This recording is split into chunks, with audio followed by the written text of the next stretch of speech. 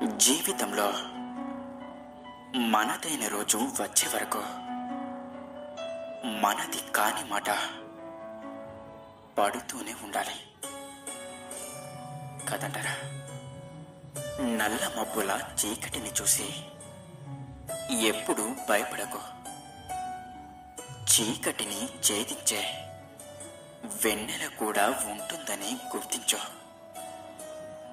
భయపడుతూ ఉంటే నిన్ను మరింత భయపెట్టేందుకు ఈ లోకం ఎప్పుడూ సిద్ధంగానే ఉంటుంది.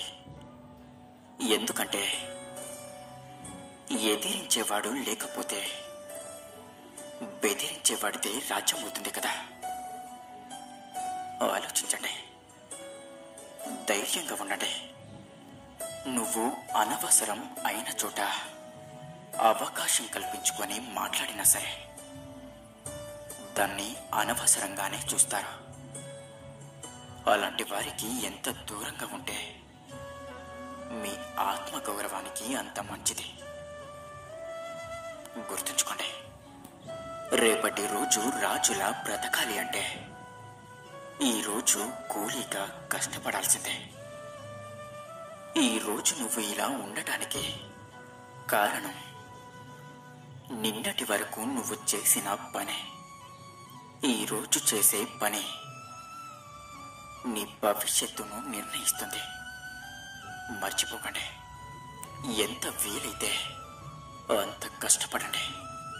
మీ పూర్తి మొత్తాన్ని ఆ పనిలో ఇవ్వడానికి ప్రయత్నించండి. ప్రతి సమస్యని ధైర్యంగా ఎదుర్కోండి.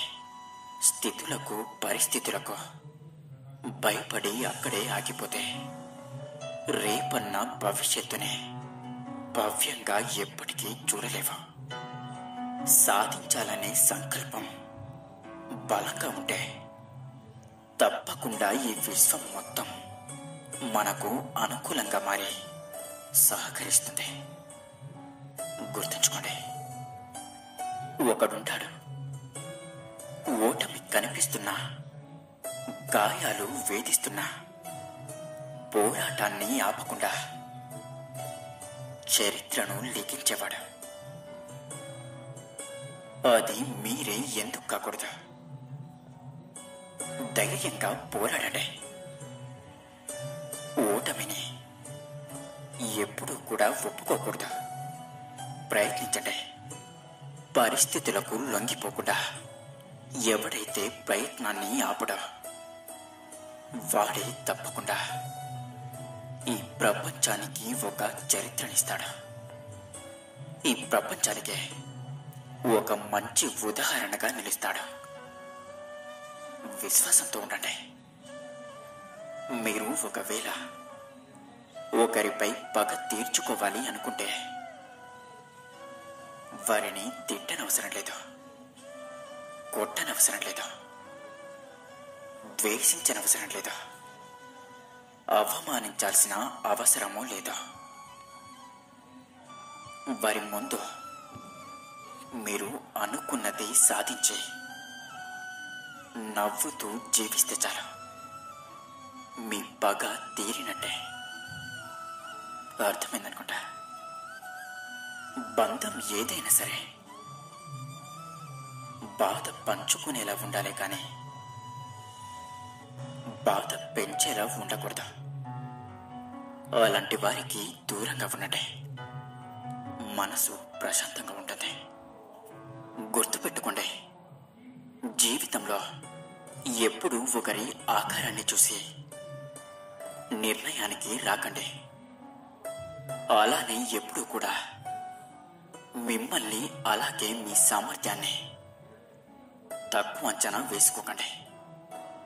ఎందుకంటే చిన్న అస్తిత్వం కూడా సమయం వచ్చినప్పుడు ఎంతో పెద్ద అస్తిత్వాన్ని కూడా సమాప్తం చేసేయగలదు. అందుకే మీకన్నా పెద్దవారి ముందు మిమ్మల్ని మీరు తక్కువ అనుకోకండి. అలాగే మీకన్నా బలహీనుల్ని ఎప్పుడూ అవమానించకండి. అందరూ ఎలా ఉన్నారో అలా ఉంటేనే బాగుంటుంది. ఈ సృష్టిని అర్థం చేసుకోవడం నేర్చుకోండి. అహంకారం. అహం అహం అంటే వ్యక్తికి అనిపిస్తూ ఉంటుంది, తను తన వాళ్ళతో, తన మిత్రులతో, తనకు ఇష్టమైన వాళ్ళతో, తన కుటుంబం కన్నా చాలా ఎత్తులో ఉండి అన్నిటికన్నా అధిక శ్రేష్టమైన వారు అని. కానీ గుర్తుపెట్టుకోండి, ఈ అహంకారం వ్యక్తి యొక్క అస్తిత్వ వినాశనానికి మొదటి మెట్టు. కనుక మీరు ఈ అహాన్ని విడిచిపెట్టేయండి. ఇక విశ్వాసాన్ని ఉంచండి మనపైన. అప్పుడే మీకు సంతోషం దొరుకుతుంది. ఇక ఈ సంతోషంతో మీ మనసు ఎంతో ఆనందంగా ఉంటుంది. గుర్తుంచుకోండి, ఒక ప్రేమికుడు తన ప్రేయసి హృదయం పొందినప్పుడు తనకంటే గొప్పవారు ఎవరు ఉండరు. ఎవరైతే మన ఆగమనాన్ని,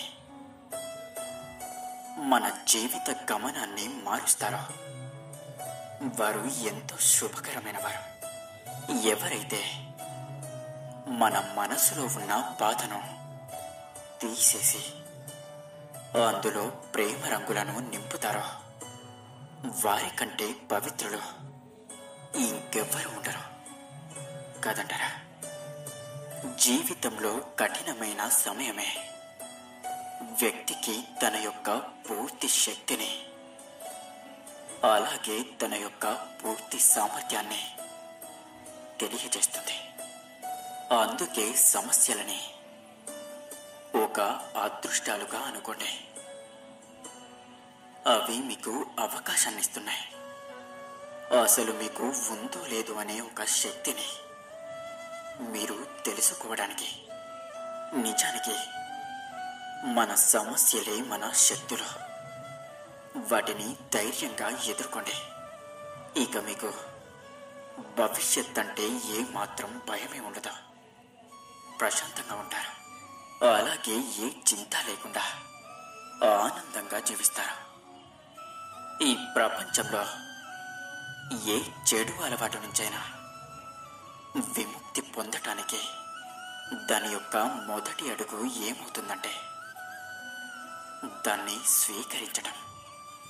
ఒక వ్యక్తి స్వయంగా తనకు తానే తన తప్పుల్ని తెలుసుకున్నప్పుడే మారటానికి ప్రయత్నిస్తాడు. అంగీకారం అనేది మార్పుకి ప్రారంభం. గుర్తుంచుకోండి, ప్రపంచంలో ఒకవేళ మీరు గౌరవం పొందాలి అనుకుంటే కొన్నిటిని ఇవ్వటం నేర్చుకోండి. ఆనందం, సుఖం, చల్లదనం వీటిని పంచడం నేర్చుకోండి. అంతేకాని ముళ్ళ లాంటి మాటలతో ఎప్పుడు ఎవరికి బాధను కలిగించవద్దు. గౌరవం దానంతటా అదే మీ దగ్గరకు నడుచుకుంటూ వస్తుంది. ఇక అప్పుడు మనసు ప్రశాంతంగా మారి ఉంటుంది. Radha Krishna. Please subscribe my channel.